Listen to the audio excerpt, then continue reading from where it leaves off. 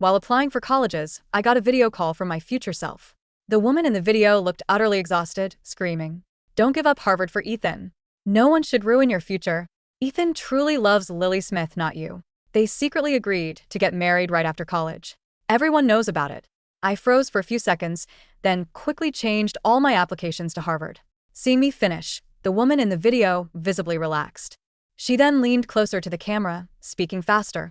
"Go buy a lottery ticket tomorrow. The numbers are 122,033, and buy 10 of them. This money will completely change your fate. Also, no matter who tries to persuade you, don't sell the old house grandma left you. This area is scheduled for urban redevelopment soon. In 2 years, Horizon Tech stock will skyrocket 100-fold before being delisted. What you need to do is buy heavily into it on May 6, 2024, to bottom feed. 18-year-old Chloe Smith, you absolutely must save yourself from this mess. You must seize this opportunity and live a life of success." As soon as she finished speaking, the video cut off, and my phone went completely black. I murmured, "I will." My bedroom was so quiet I could hear my own breathing. I stared intently at my phone, which was now just a black screen, my heart pounding. What had just happened felt like a dream. Compared to my youthful crush on Ethan, the undeniable regret and exhaustion in my future self's eyes were like a bucket of ice water poured over my head, snapping me wide awake. My hands trembling, I pulled a notebook from my drawer and carefully wrote down the lottery numbers. Below them, I marked in red, "Don't sell Grandma's house, Horizon Tech." After I finished, I let out a long breath. Just then, my phone buzzed with a Snapchat message from Ethan. "You changed your college applications to Texas College, right? Lily loves the ocean, so we'll both go with her to the coast." Lily's message followed immediately. "Chloe, Ethan said you'd come to college with me and take care of me. Thanks. You really are the best sister in the world." My gaze fell on the constantly popping up messages on my phone screen, and I slowly closed my eyes. Ethan was my childhood sweetheart. We grew up together. Lily was my half-sister. Half a month after my mom passed away, Dad brought Lily and her mom home. That's when I found out I had a sister, Lily, who was only half a month younger than me. Grandma was worried I'd be mistreated, so she took me in and raised me. It wasn't until Grandma passed away that I was sent back to live with Dad. Dad felt guilty and tried to make it up to me in every way possible, giving me more allowance than Lily. My stepmom was relatively kind. At least, she didn't overtly make things difficult for me. Lily, on the other hand, loved sticking by my side, always telling everyone she had a super smart older sister who aced everything.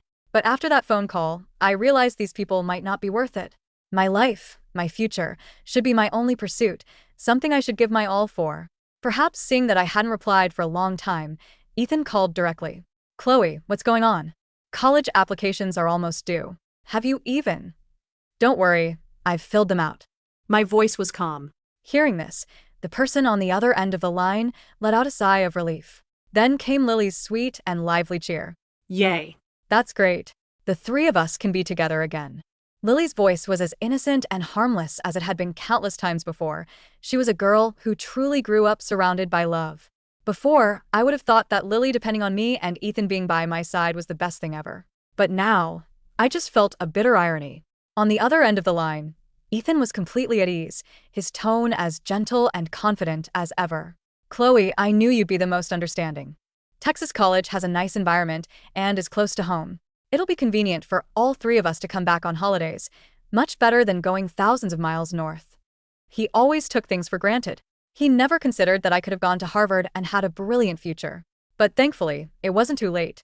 I washed up and went to bed. I had a dreamless night. The next day, as soon as it was light, I woke up with a start. In my mind, that string of numbers, enough to rewrite my destiny, flashed over and over, perfectly clear. I quickly changed, not even stopping for breakfast, and rushed out the door, heading straight for the nearest lottery store. The morning breeze was cool, dispelling the summer heat. I walked up to the counter and recited the numbers I knew by heart. "Excuse me, I want to buy 122,033, 10 lines." 5 minutes later, I walked out of the lottery store. I carefully folded the 10 thin lottery tickets and put them into my pocket, close to my body. I unconsciously clenched my hand, my fingertips trembling slightly. Before yesterday, I was willing to sacrifice my own future for Ethan and Lily. But now, I only cared about myself. As I walked towards the apartment building, I vaguely heard rustling sounds from the lawn ahead. "Lily, let me hug you." I've missed you so much.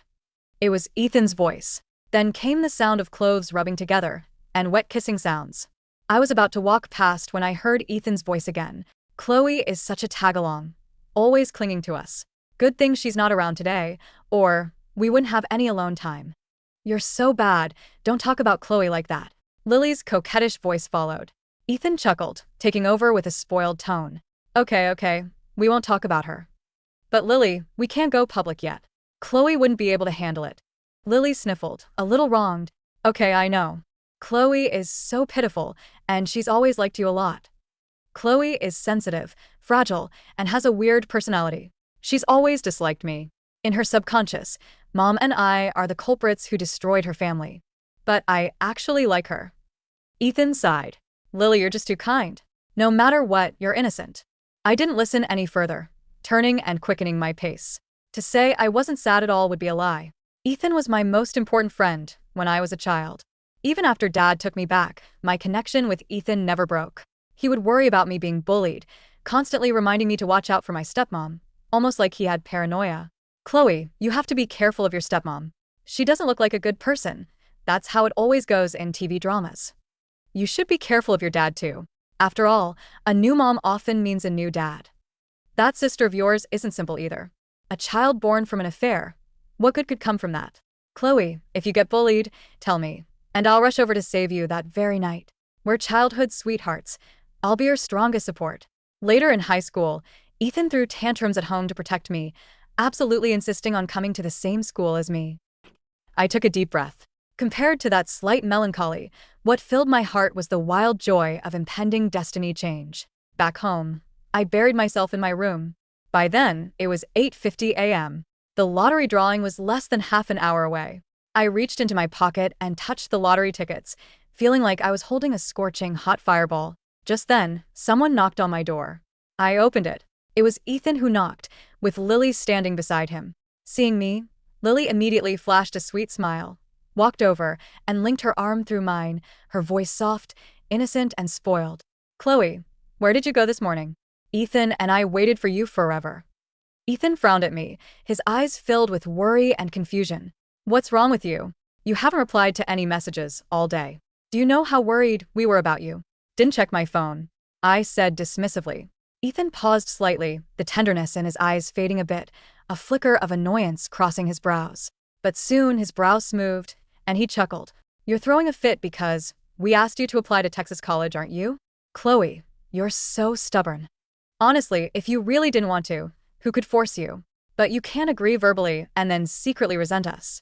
Lily quickly stepped between Ethan and me, playing the peacemaker. Okay, both of you say less. She looked back at me, her voice soft and coaxing.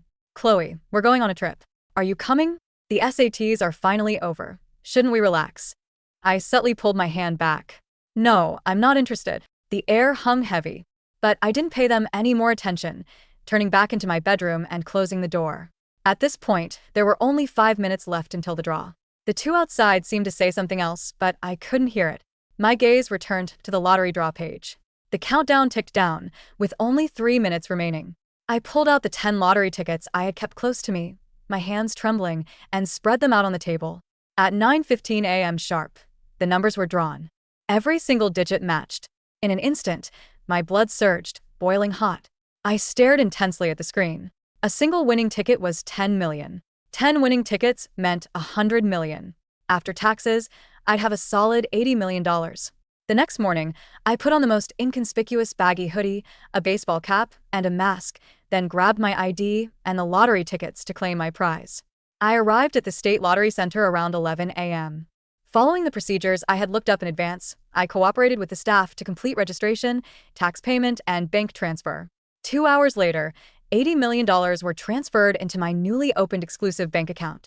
Looking at the long string of numbers, I could barely suppress my smile. Indeed, money solves 99% of problems. Perhaps because of the unpleasant argument the night before, Ethan seemed to be giving me a lesson and didn't contact me all day.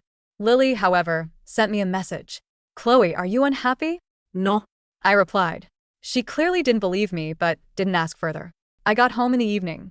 As soon as I opened the door, a heavy, oppressive atmosphere hit me. Dad sat on the sofa, smoking, his face full of worry, looking tired and anxious. My stepmom, Mrs. Jenkins, sat beside him, sighing frequently, her eyes red-rimmed. Lily sat close to Mrs. Jenkins, her eyes downcast. I changed my shoes as usual and walked over calmly. Hearing my movement, Dad looked up, speaking with some difficulty. "Chloe, you're back. Dad needs to talk to you about something." I looked at him, my gaze utterly calm. I could already guess what he was going to say. Sure enough, Dad spoke again. "The factory ran into big trouble. We're having cash flow problems, and if this keeps up, we might go bankrupt." Mrs. Jenkins immediately chimed in. "Chloe, you're a sensible girl. You know how important this factory is to our family. If it goes under, we'll all struggle. The most urgent thing now is to cash out quickly and plug the hole." With that, Mrs. Jenkins rushed over, grabbed my hand, and said urgently, "Chloe, the old house your grandma left you is in a great location, right next to the commercial district. We've checked. It can sell for at least $5 million, which is just enough to cover the debt." I pulled my hand back, not a ripple of emotion in my eyes. My future self had repeatedly warned me to hold onto that old house. Seeing my silence, Dad grew more anxious. "Chloe, we're family. You can't just ignore us when the family is in trouble. That old house is sitting empty. It's a waste to keep it. We might as well sell it for an emergency. Once Dad gets through this, I'll definitely compensate you." Lily looked at me with teary eyes. "Chloe." I looked up, my gaze sweeping over the family of 3 before me, and slowly said, "Okay." At my words, their eyes lit up, and smiles appeared on their faces. Dad chuckled. I knew Chloe would be the most understa. But I cut him off directly, calmly throwing out a question. "But I have one question. This factory that needs me to sell my house to save it in the future, who will it go to?" As soon as the words left my mouth, the living room fell into dead silence. Lily suddenly looked up at me, biting her lip tightly. Dad's smile froze, momentarily speechless. The gentle, sincere expression on Mrs. Jenkins's face completely vanished. She stared hard at me, saying nothing. In that eerie and awkward atmosphere, I smiled. My laughter was jarringly out of place. Everyone knew the answer to that question. All the family's assets and savings were implicitly reserved for Lily. They wanted me to sell the house Grandma left me to save the family business that would eventually belong to Lily. That night, I used it as an excuse to pack my bags and move out. Before I left, Dad's figure seemed to slump significantly. He asked me, "Chloe, you never truly forgave me, did you?" I paused for a moment. No, I never did. All these years, I'd acted indifferent, trying to fit in with this family. But all of that was just a means for me to survive. That night, I returned to Grandma's old house. I tidied up a bit and then crashed, falling into a deep sleep. Perhaps because I had been so stressed these past few days, I slept like a log until 2 p.m. the next day. Just after I finished eating, the doorbell rang. It was Ethan. He actually came to make up. "Chloe, can we stop this Cold War? You haven't spoken to me in days. I can't take it." Okay, I admit it was my fault. I neglected you. How about this? After our test results come out, we'll go on a trip. I'll go anywhere you want. Just you and me." I looked at him with some surprise. Ethan met my gaze, his ears slightly red. "I used to think you clung to me too much, making me feel suffocated. But these past few years, with you ignoring me, I feel even worse." I couldn't help but frown. Ethan, lost in his own emotions, smiled and reached out to ruffle my hair. "We promised each other we'd be together forever." I took a step back, spreading my hands. "My dad once said that to my mom too, but he cheated on her while she was pregnant." My words were too blunt, making Ethan flinch. He instinctively retorted, "But Lily is innocent. She can't help how she was born." I stared at him for a long time. How could I have ever liked someone like this? I then turned and closed the door. I wouldn't stop for unworthy people anymore. In the following days, Dad and Mrs. Jenkins still didn't give up. Annoyed, I directly asked in the family Snapchat group, "You need money to plug the hole, so why don't you sell all the gold jewelry at home? Why don't you sell the cars and house? You're just waiting to take advantage of me, aren't you?" My words were too blunt and harsh. It caused a stir in the extended family chat. Dad, being thin-skinned, left the group that day. Mrs. Jenkins then played the victim in the group, claiming how good she had been to me, but I had never truly accepted her. Of course, doing so only made the relatives scold her even more. As for Lily, the beneficiary, she remained silent. Ethan wasn't someone who would pester endlessly. After being treated that way last time, he also felt angry. For a long time, he didn't appear before me again. I was happy with the peace. About half a month later, Acceptance letters for college started arriving for my classmates. The class Snapchat group was lively every day. Everyone was excitedly looking forward to college life. I also received my acceptance letter. It was from Harvard University. I looked at the letter, my fingertips tracing the school name over and over, my eyes moist. Ethan, who hadn't spoken to me in a long time, called me proactively. "Are you still mad? You should have gotten your Texas college acceptance letter by now. We'll be going to college together, you know." I raised an eyebrow and said, "Who told you I was going to Texas college with you?" The silence on the other end of the line was heavy, punctuated only by the faint, rhythmic hum of static. For a second, I thought the call had dropped. Then, Ethan let out a short, forced laugh, the kind of laugh he used when he was trying to brush off something that genuinely unsettled him. "Chloe, stop playing," he said, his tone carrying a familiar, patronizing warmth. "The deadline is tonight. We talked about this. You, me, and Lily. We're going to the coast. It's what we planned." "You planned it," I said, my voice steady, devoid of the usual hesitation that used to define our interactions. "I never signed up to be Lily's live-in nanny. Have fun in Texas, Ethan." Before he could reply, I hung up. I looked down at the Harvard acceptance letter resting on my desk. Crimson and bold, the shield of the university seemed to gleam under my desk lamp. It was Real. The future wasn't some abstract concept anymore. It was a tangible, heavy thing sitting in my hands. The next morning, the storm broke. I was in the kitchen pouring a glass of water when my father stormed in, his face pale and eyes bloodshot from another sleepless night. Behind him was Mrs. Jenkins, her hands clasped tightly in front of her chest, her face a mask of grief. "Chloe," my father started, his voice cracking. "The bank called. If we don't show proof of funds or collateral by the end of the week, they're initiating Foreclosure on the factory. Have you thought about the old house? The Realtor said they have a cash buyer ready. We just need your signature." I took a slow sip of my water. "I'm not selling the house, Dad." Mrs. Jenkins let out a sharp, choked gasp, immediately burying her face in her hands. "Chloe, how can you be so selfish? Your father built that business from nothing. It paid for the food on your table, the clothes on your back. Lily is willing to defer her college enrollment to help save us, and you won't even part with a drafty old property that's been sitting empty for years." "Lily is deferring?" I asked, turning my gaze to her. Right on cue, Lily stepped into the kitchen. Her eyes were red and puffy, the picture of self-sacrificing innocence. "Chloe, it's fine. If you want to keep Grandma's house, I understand. It's just, Dad's health is so bad. I don't mind staying behind to work. I just want our family to stay together." 6 months ago, this display of tearful martyrdom would have made me feel like an absolute monster. I would have handed over the deed in a heartbeat, begging for their approval. But now, looking at Lily, all I saw was a highly rehearsed performance. "That's very noble of you, Lily," I said, setting my glass down on the counter with a soft clink. "But you won't need to defer, because I won't be here to take care of you anyway. I'm going to Harvard." The kitchen fell dead silent. My father stared at me as if I had spoken in a foreign language. "What?"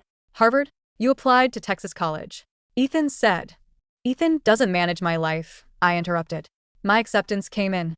I've already committed, paid the deposit, and finalized my housing. I leave for Boston in August." "But the tuition," my father stammered. "We can't afford Harvard, Chloe. Especially not now. You're being completely unreasonable." "I don't need your money," I said. "I've secured private funding. Every penny of my tuition, boarding, and living expenses is already taken care of." Mrs. Jenkins's eyes narrowed, the grief vanishing from her face, replaced by a sharp, calculating suspicion. "Private funding? From where? Who would give you that kind of money?" "That's none of your business," I replied, keeping my voice cool and even. "The point is, Grandma's house stays mine, and my future is already decided. If you'll excuse me, I have some packing to do." As I walked out of the kitchen, I could hear Mrs. Jenkins's voice rising in a shrill, angry hiss behind me, but for the first time in my life, the noise didn't reach me. I felt incredibly light. 3 days later, the local news ran a segment that sent shockwaves through our small town. The municipal government announced a massive, state-funded urban redevelopment project. A high-speed rail terminal and a commercial plaza were slated to be built right in the heart of the old historic district, the exact district where Grandma's house stood. Property values in the zone skyrocketed overnight. My phone rang continuously for 6 hours. First it was my father, then Mrs. Jenkins, then a dozen random relatives who hadn't spoken to me since my mother's funeral. I blocked them all. By the end of the week, a representative from the Municipal Planning Committee contacted me directly. They offered a formal acquisition price for Grandma's property, $7.2 million, or the option to retain the land and receive a premium leaseback payout once construction was completed. I chose the leaseback. It meant a steady, massive stream of passive income for the next 30 years, far exceeding the initial sale value. The day the contract was signed, I sat in a high-rise office downtown watching the ink dry on the papers. The lawyer I had hired, one of the best asset protection attorneys in the state, paid for with my lottery winnings, slid the documents into a leather folder. "Everything is locked tight, Miss Smith," he said, offering a respectful nod. "Your family has no legal claim to these assets, since the property was left to you solely in your grandmother's will, and you are of legal age. They cannot touch a single cent." "Thank you, Mr. Vance," I said, shaking his hand. When I stepped out of the office building, the summer air felt different. It smelled of hot asphalt and incoming rain, but to me, it smelled like freedom. I had barely reached the parking lot when a shadow fell over me. "Chloe." I turned. Ethan was standing by my car, his hands shoved deep into his pockets. He looked disheveled, his hair unwashed, a stark contrast to the perfectly put-together golden boy he usually tried to be. "We need to talk," he said, stepping closer. "I don't think we do," I replied, reaching for my car door. He grabbed my wrist. His grip wasn't violent, but it was firm enough to stop me. "Why are you doing this? The whole town is talking about you. They're saying you won the lottery, that you're suddenly worth millions, and you're letting your dad's business go under. And now this redevelopment thing. Chloe, this isn't you. You're sweet. You care about people. What happened to you?" I looked down at his hand on my wrist, then up into his eyes. "Let go of me, Ethan." He hesitated, then slowly released his grip, looking hurt. "I'm trying to help you. Lily is devastated. She thinks you hate her. And me. I've been miserable. I thought we were a team." "A team?" I let out a dry, humorless laugh. "Is that what you call it? You and Lily secretly planning to get married after college while using me as your personal safety net? Did you really think I'd never find out?" Ethan's face went entirely white. The color drained from his lips, and his eyes widened in sheer terror. Who told you that?" "That's not, we never." "Save it," I said, opening my car door. "I know everything, Ethan. I know what you whispered to her on the lawn. I know what you planned. You wanted me to go to Texas, throw my education away, and spend my life playing the supportive, quiet sister while the two of you built a life on my dime and my sacrifice." "Chloe, listen to me." He reached out again, his voice cracking with panic. "It's not like that. I care about you. I really do. Lily was it was a mistake. We were just talking." "Go back to Lily, Ethan," I said, stepping into the car. "You two deserve each other, but you don't get to have me anymore." I pulled the door shut, started the engine, and drove away without looking back. In the rearview mirror, Boston in the fall was beautiful, a tapestry of deep reds, burnt oranges, and cool, crisp air. At Harvard, I was just another face in a sea of brilliant minds. No one knew about my family drama, no one cared about my childhood heartbreaks, and certainly no one knew about the $90 million sitting quietly in my diversified trust accounts. I threw myself into my studies, majoring in economics and data science. I wanted to understand the language of money, to ensure that the wealth I had been gifted wouldn't just sit idle, but would grow into an impregnable fortress. Every morning, I woke up at 6 a.m., ran along the Charles River, and then spent hours in the library. I made friends, real friends who liked me for my mind, not for what I could do for them. For the first time in my life, I felt valued. But I never forgot the timeline. In my desk drawer, wrapped in a black velvet cloth, was the notebook containing the warnings from my future self. May 6, 2024. Horizon Tech. As the months ticked by, I watched Horizon Tech closely. It was a struggling semiconductor startup that had attempted to develop a proprietary quantum computing chip. They had burned through their venture capital, their patents were tied up in litigation, and the financial press openly mocked them. As a prime example of tech bubble hubris, by early 2024, The stock was trading at a pathetic 15 cents per share. The board was preparing for bankruptcy, and the SEC had issued a warning of imminent delisting. To the rest of the world, buying Horizon Tech was financial suicide. But I knew better. On May 5th, 2024, I met with my investment manager, a sharp, older woman named Eleanor Vance, whom I had retained through my legal team. "Chloe, I must strongly advise against this," Eleanor said, tapping her pen. "Against a stack of financial reports. Horizon Tech is a dead duck. Their primary patent is about to be invalidated by the court. If you inject $40 million into this, you are effectively throwing it into a furnace." "I understand the risks, Eleanor," I said, leaning back in my chair. "But I want the order executed tomorrow morning, May 6th, exactly at market open." Eleanor sighed, looking at me with a mixture of pity and frustration. $40 million is nearly half of your liquid capital. If this goes under, you won't get a cent back. "It won't go under," I said, my voice steady. "Just execute the trade." On May 6th, 2024, as the opening bell rang on Wall Street, my trust account purchased 266 million shares of Horizon Tech at an average price of 15 cents per share, effectively acquiring a massive, non-voting block of the company's distressed equity. For the next few weeks, nothing happened. The stock hovered at 14 cents, sometimes dipping to 12 cents. The financial forums laughed at the mystery whale who had bought up the worthless stock. Some speculated it was a fat finger error, others assumed it was a tax loss harvesting scheme by some clueless billionaire. I ignored the noise and focused on my final exams. I had done my part. Now I Had to trust the woman in the video. The breakthrough happened in late October 2025. A quiet, out-of-court settlement was suddenly announced. Not only did Horizon Tech retain its quantum chip patents, but a tech giant, a multinational conglomerate dominating the AI hardware space, announced a complete, multi-billion-dollar acquisition of Horizon Tech's technology. They weren't just buying the patents, they were integrating Horizon's chip architecture into every single next-generation AI server in the world. The stock didn't just rise, it exploded. Over the course of 3 weeks, Horizon Tech stock price went from 15 cents to $1.50, then to $5, then to $10. By early 2026, as the acquisition finalized and the short sellers were crushed in a historic squeeze, the stock reached $15 per share, a hundredfold return. My $40 million investment was now worth $4 billion. I was 20 years old, a sophomore at Harvard, and on paper I was one of the wealthiest young women on the planet. But I kept my head down. I didn't buy a mansion, I didn't flaunt my wealth on social media, and I didn't change my major. I quietly transferred the bulk of the wealth into highly secure, sovereign-backed index funds, leaving a small portion in a private foundation dedicated to funding educational scholarships for girls from broken homes. I wanted to build a legacy that was quiet, cold, and permanent. Meanwhile, back in my hometown, the cards were falling exactly as they were meant to.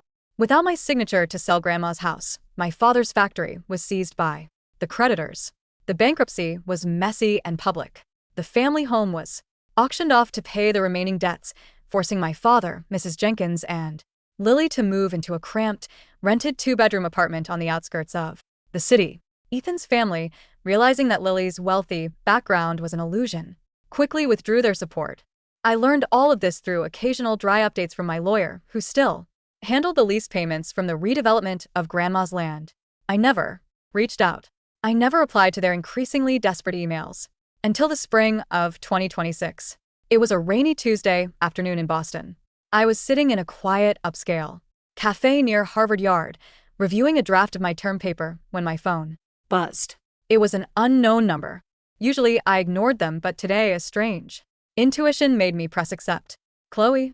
The voice was shaky, thin, and entirely stripped of the arrogance it once held. It was Ethan. "Chloe, please don't hang up," he pleaded before I could speak. Please, just hear me out. I set my pen down, looking out the window at the rain splashing against the cobblestones. "What do you want, Ethan?" "I'm in Boston," he said. My heart didn't even skip a beat. I just felt a mild, cold curiosity. I took a bus here. I'm standing outside the gate of your university. I needed to see you. Just for 5 minutes. "I'm in a cafe on Brattle Street," I said calmly. "You can come here." But we "Only have 5 minutes." 10 minutes later, the bell above the cafe door chimed. Ethan walked in. He was wearing a cheap, wet windbreaker, his sneakers soaked through. He looked incredibly small in this town, surrounded by historic brick buildings and students discussing high-level economics. He spotted me and walked over, his eyes wide, taking in my appearance. I was wearing a simple, high-quality cashmere sweater, my hair neatly done, looking entirely at home in a world he could barely comprehend. He slid into the seat opposite me. "Chloe, you look different." "I am different," I said. "Why are you here?" He swallowed hard, his hands trembling as he rested them on the table. "Everything is ruined, Chloe. Your dad, he's sick. The stress of the bankruptcy broke him. He's working a minimum wage job at a local retail store, just to pay rent. And Lily, and I got married 3 months ago." I didn't flinch. "I know. The public records are easy to find." Ethan let out a bitter, choking laugh. "We had to. Her mom forced us. She thought my family would help support them, but my dad cut me off when I married her. Now we're living in a tiny studio, working double shifts, and we hate each other. Every single day is an argument. Every single day she screams at me about how I ruined her life. And I can't stop thinking about you." He reached across the table, trying to grab my hand, but I pulled it back, out of his reach. "Chloe, I made a mistake," he whispered, tears welling in his eyes. "I was stupid. I was young and easily manipulated. I thought I loved her, but it was just she was always there, pushing me. But it was always you. Please. You have so much now. I heard about your investments. I saw the news about the old house and the tech stock. You're a billionaire, Chloe. You can save us. You can save me." I looked at him, really looked at him. I saw the boy who used to ride his bike next to mine, the boy who promised to protect me from my stepmom. But I also saw the boy who had secretly agreed to marry my sister while keeping me around as an emotional and financial cushion. The tragedy of Ethan wasn't that he was evil, it was that he was weak. He was a parasite who looked for the easiest host, and when I refused to let him drain me, he had attached himself to Lily, only to realize she was just as empty as he was. "I won't save you, Ethan," I said, my voice quiet but carrying the weight of absolute finality. "Why," he cried, a few patrons turning to look at us. "How can you be so cold? We grew up together. We were supposed to be forever." "Because I saw what forever looked like with you," I said. I reached into my bag and pulled out a small, printed screenshot of a Snapchat message he had sent me 2 years ago, the one about Lily loving the ocean and me taking care of her. I slid it across the table. "You wanted me to be your shadow," I said. "You wanted to build your happiness on my slow, quiet destruction. If I had gone to Texas with you, I would have ended up exhausted, broken, and ruined. I would have given up my future so that you and Lily could play house." Ethan stared at the paper, his mouth open, unable to find the words. "I have a class in 10 minutes, I said, gathering my notebook and pen. "I suggest you take the bus back to Texas, Ethan. Work hard, pay your debts, and live the life you chose. Because you don't exist in mine anymore." I stood up, slung my bag over my shoulder, and walked past him. He didn't follow me. When I looked back through the glass window of the cafe, he was sitting there alone, his head buried in his hands, staring at a cheap cup of coffee he couldn't afford. On May 6, 2026, exactly 2 years after I bought the Horizon Tech stock, I stood on the balcony of my new apartment overlooking the Boston skyline. The wind was cool, carrying the scent of spring flowers and the distant salt of the ocean. I pulled out my phone and opened the camera. I looked at my reflection in the screen. My eyes weren't exhausted. They weren't filled with the desperate, clawing panic of the woman who had called me on that quiet summer night. They were calm, clear, and bright with the promise of 100 different paths. I started a video recording. "Hi, Chloe," I said to the camera, a small, knowing smile playing on my lips. "If you're watching this, it means you did it. You didn't give up. You didn't let them take your future." I paused, looking out at the city lights twinkling in the twilight. The house is safe. The stock made us more secure than we ever dreamed. And most importantly, we are free. You are going to live a life of success, not because of luck, but because you had the courage to choose yourself when everyone else wanted you to choose them. I saved the video to a secure, encrypted drive, set to trigger a notification to an old email address on a specific date in the future, just in case the loop ever needed to close. I locked my phone and slid it into my pocket. The night was quiet, but this time, The silence didn't feel lonely. It felt like a blank page, waiting to be written.